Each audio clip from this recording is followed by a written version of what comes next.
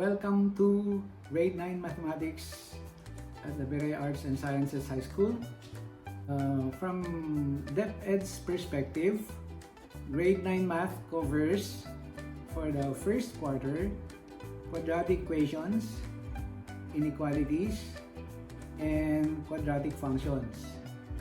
Second quarter covers radicals and variations. Third quarter covers geometry, where it picks up from quadrilaterals and similarities on triangles. And the last quarter is devoted to trigonometry, which only includes trigonometric ratios and applications on right triangles, plus the laws of sines and the laws of cosines. For BEREA, however, I devised the curriculum to be a checkpoint for all the students who will reach grade 9 level,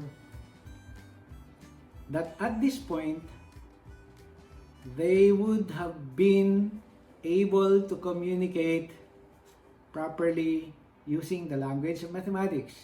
Hence, there are several topics that are optional for DepEd but not optional for BEREA.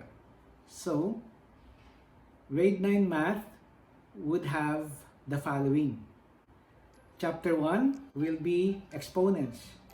Chapter 2 will be radicals and imaginary numbers.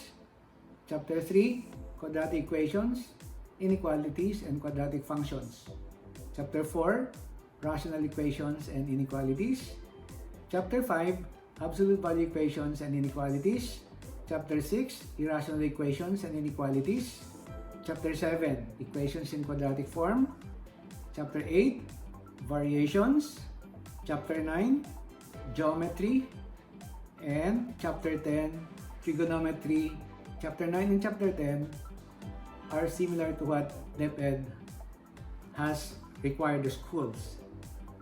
You know, the junior high school mathematics curriculum has been intended to be a spiral curriculum, which means that topics that have been discussed in first year will be again discussed in second year or in third year and fourth year, but with graduated exercises. The problem here is several topics in math are only introduced on that particular year level. So we cannot say we can do the spiraling. However, I intend to do the lecture recalling as much as possible what the students have learned from first year to second year, and whatever is required on the third year. So you will be hearing me asking you to recall what you have already learned. And I hope what you have already learned have stayed in your memory, because learning mathematics is like learning a language. You need to learn the ABCs. Like when you go to a country whose language is different from yours, you need to study their language for you to be able to communicate. That's exactly our situation for our math class at the BEREA Arts and Sciences High School. So with this said, I hope you will be able to step up with me as I discuss all the topics from the first quarter to the fourth quarter at the BEREA Arts and Sciences High School. Good day.